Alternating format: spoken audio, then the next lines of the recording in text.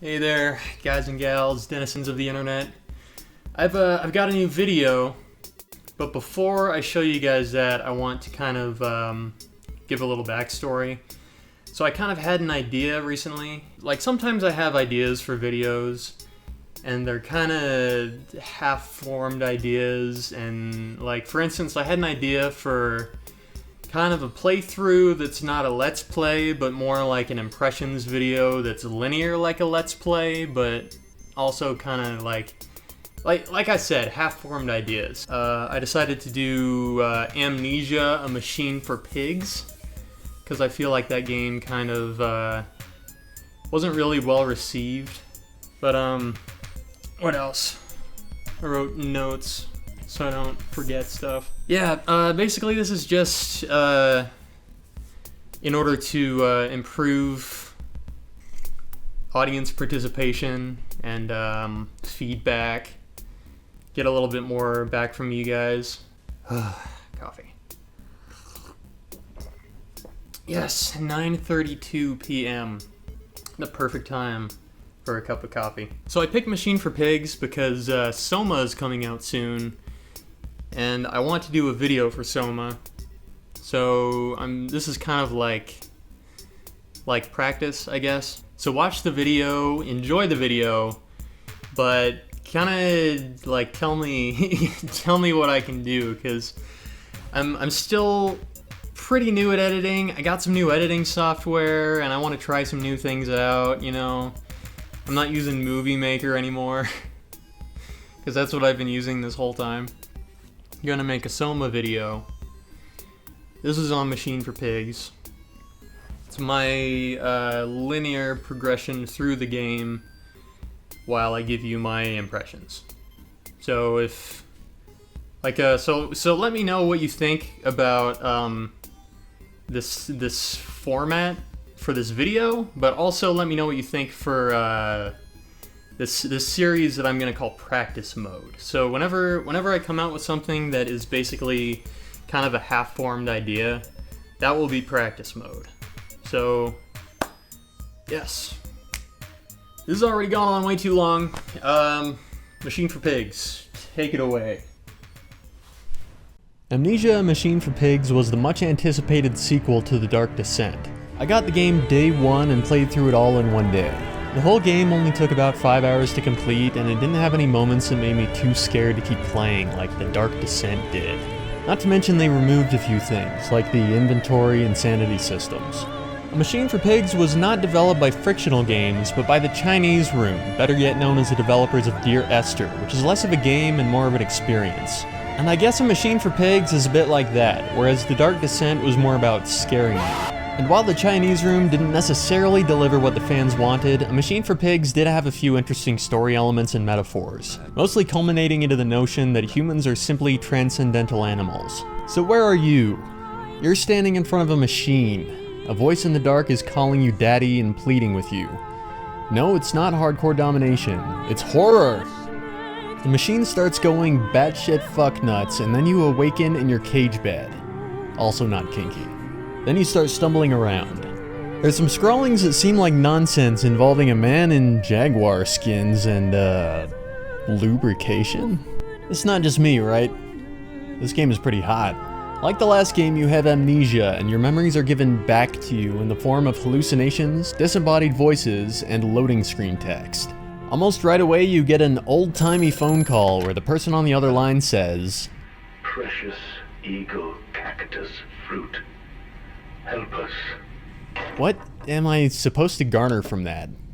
Precious eagle cactus fruit. Heck, that's nonsense. That's literally nonsense. So you pull a secret lever and open a secret door that goes into a secret creep hideout where somebody has been creeping hardcore. Like how this room is right next to the bathroom and you can see into it.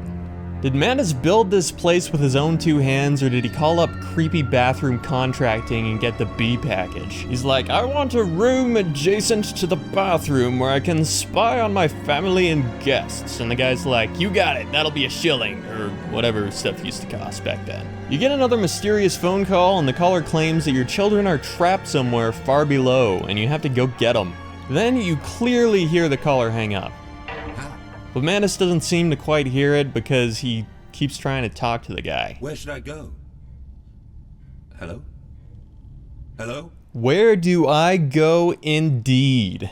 After finding another creeper hideout filled with blood, a blood hammer, a trail of blood, and a blood hatch, you turn a valve and then something. I've even played this game before and I don't know what I'm supposed to do now. I even got stuck here when I played through the first time. Help me out, internet. Turns out you have to move this bear. Really? Behind the bear is another valve that you have to turn and then you can progress. Why the bear? Why any of this? You know what? I'll be playing Monster Hunter. Alright, the way is open now and I can get in here. You now find yourself outside the Mantis compound and in a dank-looking warehouse where you open some doors with cans. Down here you'll find a note and I want to talk about it because it seems to be important. It tells of a solution from the Brennenberg compound and how they submerged a severed head in it and it came back to life. It also mentions that Mantis' wife is no longer with us, which might be the tragedy that Mantis suffered that motivated him to build his empire. But maybe not. Once you do what you need to do down here, you come across a familiar room. Hey, it's the room from the menu screen. This room always looked so sinister. I can't wait to see what this does.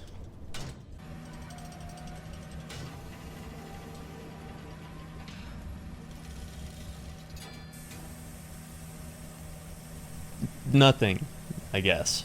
It's basically just a decontamination chamber. That's kind of a letdown. Once you get out of there, it's time for another old-timey phone call where the caller gives you some important instructions. I have such visions to share with thee. If my jaw be unshackled, and you harvest the crust from my eyes. Make it clean. This guy, I'm guessing, is not all there necessarily. But what is this crazy music that's playing?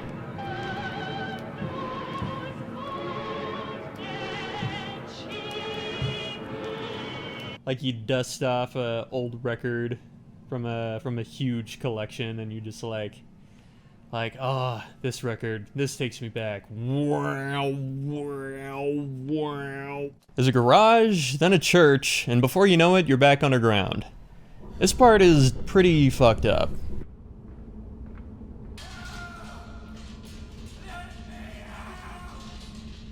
Seriously? And I don't let the guy out. I can't. There's nothing I can do.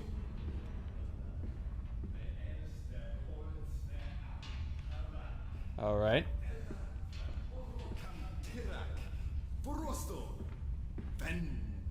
Is that coming from here? Alright. And there's a baby down here. Nothing I can do. Nothing I can do for any babies. Sorry to say. Alright, this looks like the way I need to go. Nothing I can do. Nothing I can do. Maybe the sounds you're hearing are just memories, but that's still pretty fucked up. Another thing worth mentioning is that there's something down here. There we go. Am I screwed? Might be screwed, because it might come this way. Well, hello there. I can look straight at it, too. It's kind of lame. Alright, we'll see ya. That was a little disappointing. Remember the enemies from Dark Descent? If you looked at them too long, you start freaking out, and if you stare way too long, you get their attention. Machine for Pigs, you can just be mere feet from them and just stare to your heart's content. Finally, we're back street side. This part is very Dear Esther. There are soft piano chords playing and the scene is set to be very lonely and somber. Then you get this flashback. It's too bony! It's too damn bony! And before too long, you find yourself stumbling around in the dark again. So, guess what time it is?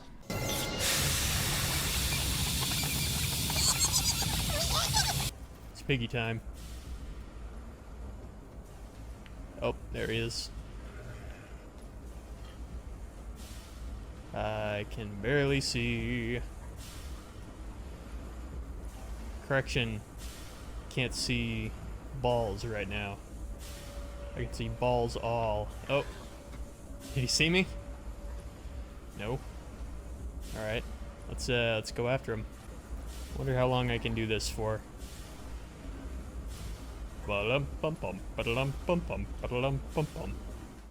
Since any safe path is blocked by floodwaters or whatever, you need to enter the machine through its conveyor line in order to descend. You climb onto a dumbwaiter, which honestly probably is suspended from a narrow cable, but what the hell?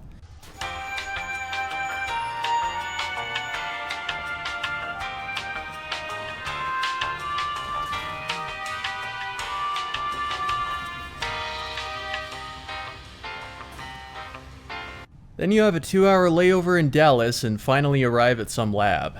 This place has lots of notes regarding transformation. Some even go into pretty graphic detail of the painful transformation process. I like a good tragic monster like the grunts from The Dark Descent. It makes things scarier because you can picture yourself in its position. Even though these are basically the same as the grunts from The Dark Descent except like pig grunts. I'm kinda noticing I'm leaving things out. Let me back up a little. I want to draw a few comparisons to the first game. Mandus is either related to Alexander or Daniel because he mentions his great-uncle in relation to the Brennenburg compound, leading to his discovery of Vitae. This is why I think Mandus goes to Mexico. He goes with his boys and they find a stone egg within one of the Mayan temples, which is interesting considering the Mayans built pyramids and so did the Egyptians. Egypt is where Daniel found his orb. But what I'm wondering is, why isn't the shadow pursuing Mandus's children for disturbing the orb like it did Daniel? So far there's been no mention of the shadow in A Machine for Pigs whatsoever. I'll come back to this a bit later. In the meantime, let's move on. After the lab, you find yourself in the sewer where a few, let's call them water ghosts, have gotten loose. You know the invisible water monster from The Dark Descent? There are a few of those down here. If you think about it, it's kind of natural they would be here since they seem to be necessary for the creation of Vitae. This next part is pretty cool and it's my favorite part involving the pig grunts. This part of the sewer is Grunt Central and you get to see what the baddies are like when they aren't stomping around in the dark trying to find you.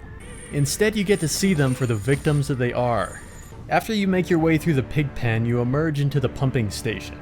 This is what we've been trying to get to this whole time, to flush away the floodwaters and free Mandus's children.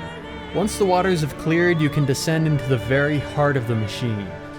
This is so deep underground and so expansively huge. How does something like this get built exactly? Things like this just don't pop into existence, you know, like Mandus's creepy bathroom. Maybe he just contracted with gargantuan underground construction and they dug this whole place out. Okay, I'm nitpicking. Everything looks stunning. There are a few more tweaks to the machine and it's finally time to release the children.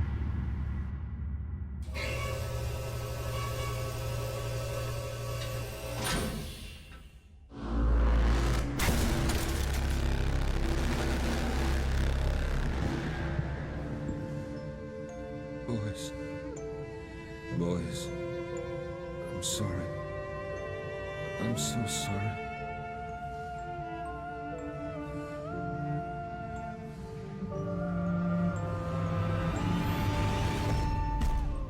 Well, that doesn't look too promising. There's a recurring theme in Machine for Pigs regarding human sacrifice. One note mentions how the Mayans thought that sacrificing people would keep the sky from falling down upon them. But it didn't work, and Mandus theorized that it was because they didn't make a great enough sacrifice. I believe that the machine creates Vitae and works much like Alexander of Brennenburg's operation, but on a larger and more automated scale. It seems like his original plan may have been to collect Vitae from those he deemed pigs, and to use the Vitae to give everyone else long lives like Alexander. And I'm not entirely sure if Mandus sacrificed his children before or after the creation of the machine. But this is just a metaphorical way of saying that the children were sacrificed because heart extraction was one of the Mayans' most common methods of human sacrifice. Although it's made quite clear that Mandus's boys are not among the living, he still can't quite grasp what's happened and is most likely in denial. But he does know that it was himself who sabotaged the machine in the first place. So now that we've wrecked the machine, then fixed the machine back up, it's time to wreck it again. I like this part, because everything you did to fix the machine felt very linear and arbitrary, and wrecking the machine feels like you're doing the exact same stuff, but instead of making things better, it's like,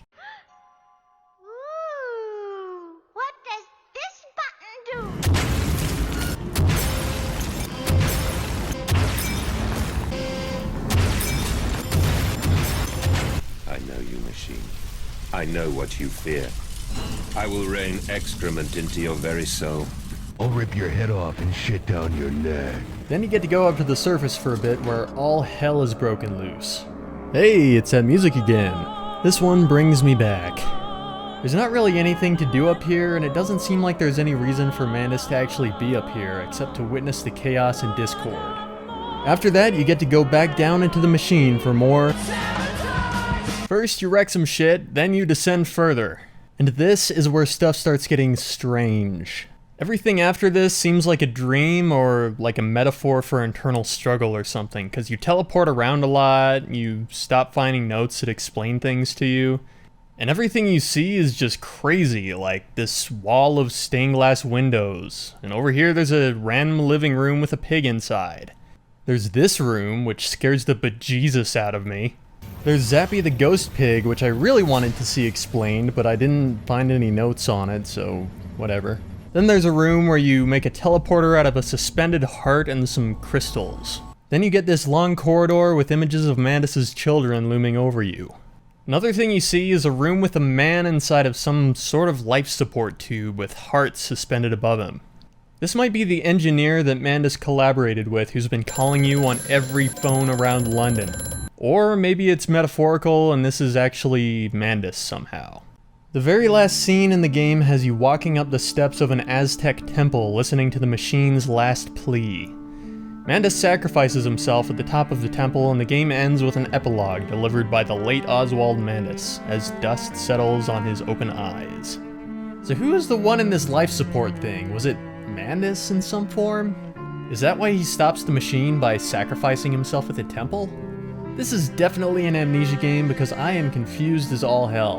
And this is my second playthrough. The bits that I could piece together from the story were quite enjoyable, but I guess that's the thing about Amnesia. Much like the first game, the story is given to you in pieces and you have to assemble it yourself. Or at least go online for someone else's interpretation. So here's my interpretation. Mandus is in the meatpacking business and owns a factory. His wife Lily dies giving birth to the twins Edwin and Enoch. After which, Mandus gains access to his great-uncle's notes and discovers Vitae. He alters the existing infrastructure of his meatpacking factory to harvest Vitae from the pigs that are slaughtered. For some reason, he decides to go on a trip to Mexico, where his boys find an orb within a Mayan temple which gives Mandus a vision of the future where his boys die in World War I. He also sees a lot of other horrific stuff. To spare his boys the horrors of the future, he takes them out then and there on the temple steps, which would explain why the Shadow didn't pursue them. When Mandus returns from Mexico, he alters the machine for human consumption and creates an army of pig grunts. They construct and run the secret parts of the machine, while Mandus's legitimate workforce runs everything else. The pigs also gather unfortunate derelicts from the streets, while Mandus gathers the rich and elite, who are all fed to the machine. At some point, the machine takes on a life of its own, and Mandus has a change of heart, which motivates him to drink the Amnesia elixir and sabotage the machine. But not in that order. At some point I'll probably look at the Amnesia wiki, but that's just my raw interpretation for now. But I'm still hazy on a few things. Like, is the machine personified actually this person in the tube? The ending would suggest that Mandus is that person, since sacrificing himself stops the machine. Or maybe the sabotage is what did it, and the sacrifice was just to give everything that nice catharsis. If you look at the life support thing, you see a body, and then you also see a bunch of hearts suspended above it. Maybe the machine was kind of a bunch of people, like a hive mind or something. Or maybe it was the orb personified. I'll probably always have questions, but I kind of like that in a story, you know? Like, you can look stuff up in like a wiki for like timeline info and that kind of deal, but everything else is just kind of open for interpretation. And I like that, you know?